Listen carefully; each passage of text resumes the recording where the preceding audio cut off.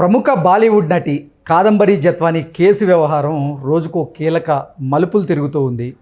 ఈ కేసులో సస్పెండ్ అయినటువంటి పోలీస్ అధికారుల్లో ఇద్దరు అజ్ఞాతంలోకి వెళ్ళారని, వారు ముందస్తు బెయిల్ కోసం ప్రయత్నాలు చేస్తున్నారు అనేటువంటి ఇప్పుడు వాదన సోషల్ మీడియా వేదికగా ఊపందుకున్నటువంటి నేపథ్యంలో అసలు ఈ కాదంబరి జత్వానీ కేసు వ్యవహారంలో ఏం జరుగుతోంది, మరికొంతమంది ఐపీఎస్లు కూడా సస్పెండ్ కాబోతున్నారు అనేటువంటి ప్రచారం జరుగుతున్న నేపథ్యంలో దీని మీద మనం విశ్లేషణ చేసుకునేటువంటి ప్రయత్నం అయితే చేద్దాం. ప్రస్తుతం మనతో పాటు ఉన్నారు ప్రముఖ సామాజికవేత్త, ప్రముఖ రాజకీయ విశ్లేషకుడు కృష్ణకుమారి గారు. మేడంతో మాట్లాడదాం. మేడం నమస్తే. మేడం నమస్తే. మేడం, బాలీవుడ్ నటి కాదంబరి జత్వానీ కేసు వ్యవహారం నిజంగా రోజుకో కీలకమైనటువంటి మలుపు తిరుగుతూ ఉంది. నిన్న సస్పెండ్ అయినటువంటి కొంతమంది ఐపీఎస్లలో ఒకరు అప్రూవర్గా మారారు అంటూ ఒక వార్త వచ్చిన నేపథ్యంలో ఇద్దరు మాత్రం అజ్ఞాతంలోకి వెళ్ళారని, వారు ముందస్తు బెయిల్ కోసం ప్రయత్నం చేస్తున్నారు అనేటువంటి వాదన ఇప్పుడు బలంగా వినపడుతూ ఉంది. ఏంటి మేడం అసలు ఈ కేసు వ్యవహారంలో ఏం జరుగుతుంది? ఏం జరిగినా అండి, వాళ్ళు ముందస్తు బెయిల్కి అప్లై చేసుకుంటే ముందస్తు బెయిల్ ఇచ్చారనుకోండి, కోర్టులది తప్పు అవుతుంది. ఇవ్వకూడదు వాళ్ళకి బెయిల్. ఏం తప్పు చేసినప్పుడు పోలీస్కి ఇంకొంచెం ఎక్కువ శిక్ష ఉండాలి సామాన్య మానవుడి కన్నా, పౌరుడి కన్నా. అవును. ఎందుకంటే పౌరుడికి నాకు తెలియదు అని చెప్పుకోవడానికి ఒక అవకాశం ఉంటుంది, కానీ పోలీస్కి అవకాశం ఉండదుగా. వాళ్ళు చదువుకునేదే అది కదా, అవపోసన పట్టాలి కదా. మొత్తం సెక్షన్స్ అన్నీ కింద మీద మీద కింద మొత్తం.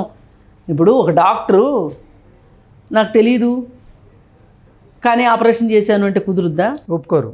అది ఏ డాక్టర్లకు కుదురుద్ది? దొంగ డాక్టర్లకు అయితే మొన్న ఆడవాడు యూట్యూబ్ చూసి ఆపరేషన్ చేసి చచ్చాడు పిల్లాడు. అవును.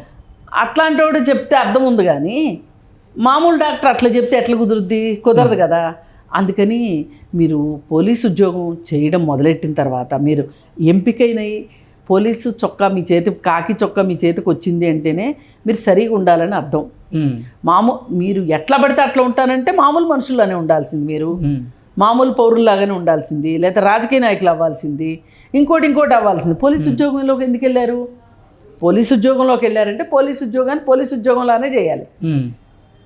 మరి మీరు చేయకుండా, మీ ఒంటి మీద ఉన్న కాకి చొక్కకి మీరు విలువ ఇవ్వకుండా, మీ భుజాల మీద ఉన్న స్టార్లకు విలువ ఇవ్వకుండా, మీ నెత్తినున్న టోపీకి విలువ ఇవ్వకుండా, అధికారాన్ని అడ్డం పెట్టుకుని అరాచకాలు చేస్తాం. కేవలం లాఠీయో గన్నో ఆ రెండు చూపించి మాకు నచ్చినవి ఏం చేస్తామంటే ఎట్ట కుదురుద్ది? ఈ మధ్యలో ఐపీఎస్ సెక్షన్స్ కూడా కొన్ని ఉంటాయి కదా, ఇండియన్ పీనల్ కోడ్లో సెక్షన్స్ కూడా కొన్ని ఉంటాయి కదా, అట్ల గురించి తెలుసు కదా మీకు. తెలిసిందని తెలిసినట్టు అప్లై చేయకపోవటం అంటే ఇది ఉద్యోగాన్ని ఉద్యోగంలాగా కాకుండా సరదాగా అదేదో జాలీ ట్రిప్ చేసినట్టు చేస్తే ఎట్లా కుదురుతుంది? కుదరదు కదా. ఏది ఏమైనా జత్వానీ కేసు ఒక ముగిసిపోయిన అధ్యాయం అయి ఉండేది. ఎప్పుడు ప్రభుత్వం మారకపోయినట్లే. అవును.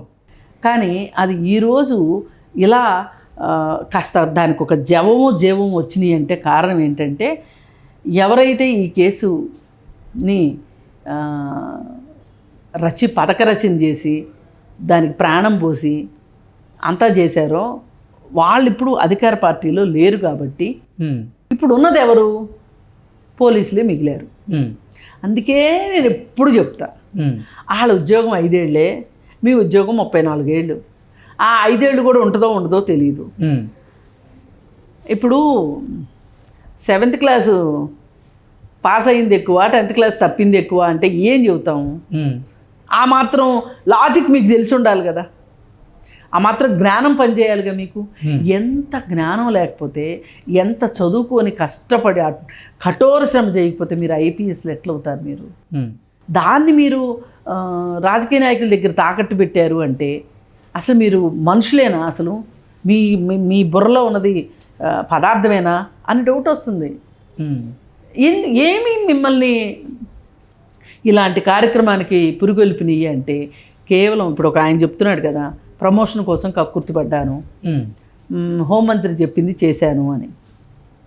లేకపోతే ఇంకొకరు చెప్తే చేశానని చెప్పొచ్చు, ఇంకొకరు చేశానని చెప్పొచ్చు. నీకు ప్రమోషన్ ఎందుకు? వచ్చేది ఎలాగో వస్తుంది కదా, రాకపోతే పోద్ది. ఒకవేళ నీకు ప్రమోషన్ వచ్చే విధానం ఉండి కూడా రాకపోతే క్యాట్లో కంప్లైంట్ చేసుకో. క్యాట్ ఉంది కదా మనకి. ఇలాంటి విచారించడానికి క్యాట్ ఉంది, మీరు ఏదో పనులు చేస్తే రక్షించడానికి కూడా క్యాట్ ఉంది కదా, అక్కడ చేసుకోవచ్చు కదా. వీళ్ళు ఏమనుకున్నారంటే మనము క్యాట్ అనే ఒక కవచం మన దగ్గర ఉంది, రక్షణ కవచం, అందుకని మనం ఏం చేసినా కానీ రక్షణ కవచం మన రక్షిస్తుంది.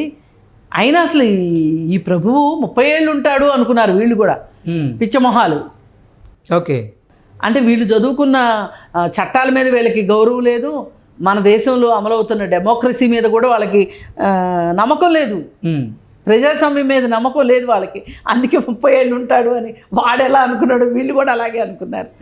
అనుకొని వీళ్ళు చేసింది పూర్తిగా అసలు ఎట్లా అంటే అండి, ఇదే పని మామూలు వ్యక్తి ఒక 3 మర్డర్లు చేసినా కానీ ఇంతలా మాట్లాడుకోరండి. నరరూప రాక్షసుడు చేశాడు, కేసు కొంచెం గట్టి కట్టండి, న్యాయం జరిగేట్టు చూడండి అని మాత్రమే అంటారు. కానీ వీళ్ళు పోలీసులు అవడంతో ఇంత మాట్లాడుకోవాల్సి వస్తుంది. ఒక వ్యాపారస్తుడి కోసము, ఒక రాజకీయ నాయకుడి కోసము మీరు ఈ విధంగా దిగజారారు అంటే, డబ్బుల కోసము, మీ పెళ్ళాలకు వేసుకునే డైమండ్ నెక్లెస్ల కోసము, ఆస్తుల కోసము మీరు ఈ పని చేయటం ఎంతవరకు కరెక్టు? అలా చేసినందుకు గాను మీకు ఈరోజు మంచి ప్రతిఫలం దక్కబోతుంది. రోజులు ఎప్పుడూ ఒకలానే ఉండవు. అసలు 60 ఏళ్ల వయసులో సజ్జన్ జిందాల్ అనేవాడు, వాడికి ఎంత ఒళ్ళు పొగరెక్కకపోతే ఆ అమ్మాయిని అత్యాచారం చేస్తాడు, పెళ్లి పేరుతోటి తన చుట్టూ ఎందుకు తిప్పుకుంటాడు. నేను ఈ మాట అనగానే ఇమ్మీడియట్గా వచ్చే మాట ఏంటంటే, అసలు 60 ఏళ్ళలో ఉండి పెళ్లి చేసుకుందామని ఈ అమ్మాయి ఎందుకు అనుకుంది అని ఈ అమ్మాయిని మాట్లాడతారు తప్పితే, అసలు 60 ఏళ్ళలోడు ఇంకో పెళ్లి చేసుకుంటానని ఎట్లా ఒక అమ్మాయిని మభ్యపెట్టాడు అని ఎందుకు ఆలోచించరు? అది ఆలోచిస్తే చాలా సమస్యలు తగ్గుతాయి. ఈ అమ్మాయి తప్పే పోని అనుకుందాం, వాడికేం పోయే కాలం వచ్చింది, 60 ఏళ్ళు అంటే డబ్బులుంటే కుబేరుడైపోతే ఏమైనా చేయొచ్చా? ఈ అమ్మాయి మీద అత్యాచారం చేసి ఈ అమ్మాయికి ఇంకా టాటా బై బై చెప్పేసేసి, ముందంతానేమో పెళ్లి చేసుకుంటానని చెప్పి తర్వాత టాటా బై బై చెప్పేసేసి ఆమె నెంబర్ బ్లాక్ చేసేసి, అంటే వీడి ఈ ప్రవృత్తి ఇంతకుముందు ఎన్నిసార్లు చేస్తుంటాడు ఇట్లా. కానీ మన గొప్ప మీడియా సంస్థల మట్టుకు కొన్ని మీడియా హౌస్లు ఈమె అసలు అతన్ని ఎందుకు వల్లో వేసుకుంది, వాడు చిన్న బాబు మరి వాడిని వల్లో వేసుకుంటారు, పాలు అవుతున్నాడు కదా ఒళ్ళో ఉన్న పసిబాబు వాడిని వల్లో వేసుకుంది. ఈమెకి ఇంకొకరితో కూడా సంబంధం ఉంది, ఇంకొకరితో కూడా సంబంధం ఉంది, ఆఖరికి కుక్కల విద్యాసాగర్తో కూడా ప్రేమాయణం నడిపింది, ఖరీదైన గిఫ్ట్లు తీసుకుంది. ఈమె వయసు ఇంత అయితే ఇంకొకటి అని చెప్పుకుంటుంది. జాణ నెరజాణ ఎన్ని బిరుదులు ఇచ్చేశారో ఆవిడికి. నీ కాదనట్లా, ఇవన్నీ వాస్తవాలే అనుకుందాం కాసేపు. కానీ ఈమె ఒక్కటే ఇవన్నీ చేయగలుగుతుందా? 2 చేతులు మోగితేనే కదా చప్పట్లు మోగేది. అవతల వాళ్ళు ఎవరు, వాళ్ళు ఏ స్వార్థంతో ఈమెతో స్నేహం చేశారు అనేది కూడా ఆలోచించాలిగా. అది ఆలోచించకుండా మనము చాలా తెలివిగా కన్వీనియంట్గా ఒక అమ్మాయి మీద ఒక అభాండం వేసేస్తే ఈ కేసు క్లోజ్ అయిపోతుంది. అయిపోయే ఏదో అంటే శనగలు తిన్నాము చేతులు కొడుకున్నాం అన్నట్లు అయిపోద్దంటే ఎట్లా కుదురుతుందండి? కుదరదు కదా. అందుకని ఏంటంటే ఈ కేసులో ఇలాంటిది ఏదైనా మీ దృష్టికి వస్తేనే మీరు తాట తీయవలసిన విషయాన్ని మీ చేతులతో మీరే మాయోపాయాలు చేసి జిమ్మిక్కులు చేసి మీరు ఈ విధంగా చేశారంటే అసలు మీ ఒంటి మీద ఉంది కాకి చొక్కాయేనా అని డౌట్ వస్తుంది నాకు.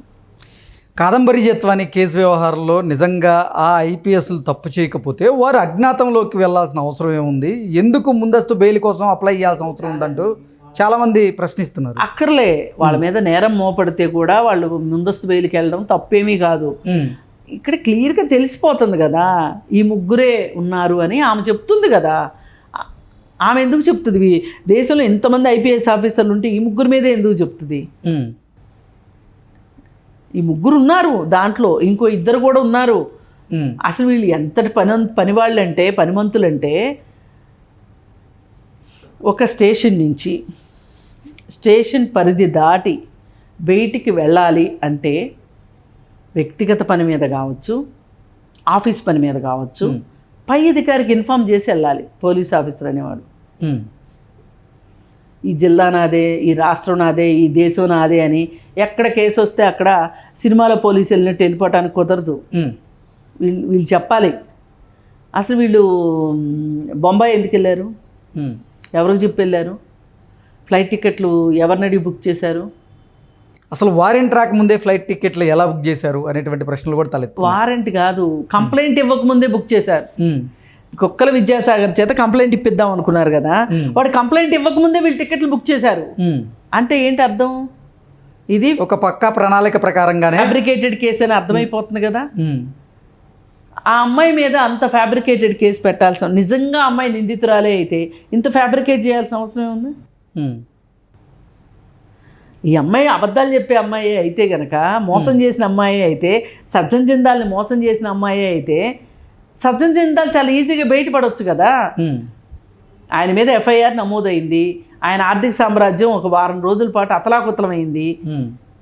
మరి కేసే ఎదుర్కోవచ్చుగా పెద్ద మనగాడైతే. చెప్తారు కదా తొడలు కొట్టి మీసాలు మేలేసి సింహాలము పులులు అని చెప్తారు కదా. మరి సజ్జన్ జిందాల్ చేసుకునే పనిగా ఎందుకు వచ్చాడు ఇక్కడికి? ఈ రాష్ట్రం వాళ్ళు ఎందుకు సహాయం అడిగాడు? సీఎంని ఎందుకు సహాయం అడిగాడు? అంటే ఇప్పుడు ఒకప్పుడు వ్యాపార మెళుకువలు నేర్పించాడు కదా జగన్మోహన్ రెడ్డి గారికి. గురుదక్షిణ కింద అడిగాడా? గురుదక్షిణ తీసుకుందామని వచ్చాడా ఇక్కడికి? అందుకని దొంగలు ఊళ్ళు పంచుకున్నారు అన్నట్లు వీళ్ళు చేసింది ఏంటి అంటే, టిక్కెట్లు బుక్ చేయడం దగ్గర నుంచి, ఆ స్టాంప్ పేపర్ కొనటం దగ్గర నుంచి, ఆ స్టాంప్ పేపర్ అగ్రిమెంట్లో ఆ అమ్మాయి ఇంటి అడ్రస్ మెన్షన్ చేసిన దగ్గర నుంచి అన్నీ తప్పులే. ఎంత టెక్నికల్ మిస్టేక్స్ చేశారంటే ఈ కేసులో. టికెట్లు బుక్ చేయడం ఒకటి ఇక్కడ తేలిపోయిందా? ఆ అగ్రిమెంట్ పేపరు, ఈ అగ్రిమెంటు 2018లో తయారు చేయబడింది అని వీళ్ళు వాంగ్మూలం ఇచ్చారు. 2018లో తయారైన అగ్రిమెంట్ పేపరు, స్టాంప్ పేపర్ 2024లో కొన్నారు వీళ్ళు. ఆమె 2022లోనో ఎప్పుడో కొనుక్కున్న ఇంటికి ఇంటి అడ్రస్ 2018లోనే పెట్టేశారు. వీళ్ళకి ఏదో కలబడినట్టు. ఆమెకే తెలియదు ఆ ఇల్లు కొనుక్కుంటానని. ఆ ఇంటి అడ్రస్ పెట్టేశారు. అంటే ఇది క్లియర్ కట్గా ఫ్యాబ్రికేటెడ్ కేసు అని అర్థమైపోతుంది. అందుకని దీనికి పెద్ద సంవత్సరాలు లాగక్కర్లేదు, వందల పేజీలు ఛార్జ్షీట్లు తయారు చేయక్కర్లేదు. చాలా సింపుల్గా తేలిపోయే కేసు. అందుకే వాళ్ళకి భయం వేసి వాళ్ళు ముందస్తు బెయిల్కి అప్లై చేసుకోవడం, అజ్ఞాతంలోకి వెళ్ళిపోవడం చేస్తున్నారు. కాకపోతే బాధాకరమైన విషయం ఏంటంటే, విశాల్ గున్నీకి చాలా మంచి పేరు ఉంది డిపార్ట్మెంట్లో. అలాంటి వాడు కూడా ఇలా ఈ అడ్డగాడిదలతో సావాస దోషంలాగా చేశాడే అని అనిపిస్తుంది. అతను చాలా మంచి మనసు ఉన్నవాడు విశాల్ గున్ని. అట్లాంటి వాడు ఎందుకబ్బా ఇట్లా చేసుకున్నాడు, తొడగోసుకుంటే నేను మెడగోసుకున్నాను అన్నట్టు చేసుకున్నాడే అనిపిస్తుంది. ఇప్పుడు ఆంజనేయులు, క్రాంతిరాణి టాటా వీళ్ళిద్దరికి చాలా బ్యాడ్ స్టోరీస్ ఉన్నాయి. సీతారామ ఆంజనేయులకి అయితే అసలు మామూలు స్టోరీస్ లేవు. వాళ్ళ ఆవిడే మరి నేను మాట్లాడగలను, నాకు ఆధారాలు ఉన్నాయి నా దగ్గర. వాళ్ళ ఆవిడ కేసు పెట్టింది అతని మీద, డొమెస్టిక్ వైలెన్స్ కేసు పెట్టింది. హైదరాబాద్లో చేశాడు కదా. సార్కి డబ్బులు, అమ్మాయిలు, పేకాట, మద్యం ఇవి ఉండాల్సిందే. ప్రైవేట్ పార్టీలు, ఆయన ఎక్కడ దొరుకుతాడంటే ప్రైవేట్ గెస్ట్ హౌస్లో దొరుకుతాడు. ఎన్నో కేసులు ఉన్నాయి. మరి క్రాంతిరాణి టాటా గురించి కూడా అతను కొంచెం ప్రభుత్వానికి కొమ్ము కాస్తాడని, ప్రభుత్వంలో అధికారులు ఎట్లా చెప్తే అట్లా రాజకీయ నాయకుల చేతిలో కీలుబొమ్మలాగా ఉంటాడని, డబ్బులు బాగా సంపాదించాడని తెలుస్తూనే ఉంది. కాకపోతే విశాల్ గున్ని ఎందుకు ఇలా చేశాడనేది బాధ అనిపిస్తుంది. ఏదైనా బాధపడడానికే వీళ్ళు దీంట్లో. వీళ్ళు ఎవరైనా సరే, ఎంతటి వాళ్ళైనా సరే, అవసరమైతే క్యాట్ కూడా సహకరించి వాళ్ళకి శిక్ష పడాలి. ఎంత శిక్ష పడాలి అంటే, వీళ్ళకి ల్యాండ్ మార్క్ జడ్జిమెంట్ కావాలి. ఈ దేశంలో ఎవడైనా ఒక పోలీసు తప్పు చేయాలి అంటే ఈ జడ్జిమెంట్ ఇని భయపడేటట్లు ఉండాలి. అందుకే నేను ల్యాండ్ మార్క్ జడ్జిమెంట్ అంటున్నాను. ఇది గుర్తుండిపోవాలి. ఎక్కడో ఢిల్లీలో జరిగిన కేసుల గురించి మనం ఉటంకిస్తుంటాం. ఆ కేసులో వచ్చిన జడ్జిమెంట్ ప్రకారం సైటేషన్స్ తీసుకుంటాం. కానీ వీళ్ళు చేసిన నేరానికి రేపు వీళ్ళకి పడబోయే శిక్ష, వీళ్ళకి ఇవ్వబోయే జడ్జిమెంట్ కాపీ దేశం మొత్తానికి సైటేషన్గా ఉపయోగపడాలని నేను కోరుకుంటున్నాను. అప్పుడు మాత్రమే జత్వానీకి న్యాయం జరిగినట్లు. లేకపోతే ఇలాంటి బాధితులు ఎంతోమంది వస్తూనే ఉంటారు. అసలు నిజంగా జత్వానీని చంపేశారు వీళ్ళు అందరూ కలిసి. ఇప్పుడు మానసికంగా చంపి, శారీరకంగా చంపి, ఆర్థిక మూలాలు దెబ్బతీసి ఇలా ఇన్ని రకాలుగా శారీరకంగా ఎన్ని హింసలకి గురి చేసిన తర్వాత అన్ని రోజులు రిమాండ్లో పెట్టి, అన్ని రోజులు ప్రైవేటు గెస్ట్ హౌస్లో ఆ అమ్మాయిని హింసించిన తర్వాత ఆమె ఏదో నడుస్తున్న జీవోత్సవం నన్ను అడిగితే. కానీ ఎప్పుడు ఆమెకు మళ్ళీ ప్రాణం వస్తుంది అంటే ఆమె ఈ కేసులో నిర్దోషి అని బయటికి రావాలి, వీళ్ళకి శిక్ష పడిన రోజున మాత్రమే ఆమెకి జీవం వస్తాయని నేను అనుకుంటున్నాను.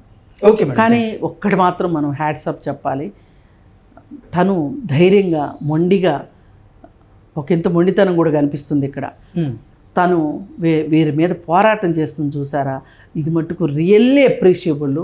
ఏ అమ్మాయికైనా ఇట్లాంటి ధైర్యం ఉంటే కనుక ఆ అమ్మాయి ధైర్యంగా సమాజంలో అంటే ఇంతటి జంతువుల మధ్యలో, క్రూరమృగాల మధ్యలో బతకగలుగుతారు ఆడపిల్లలు.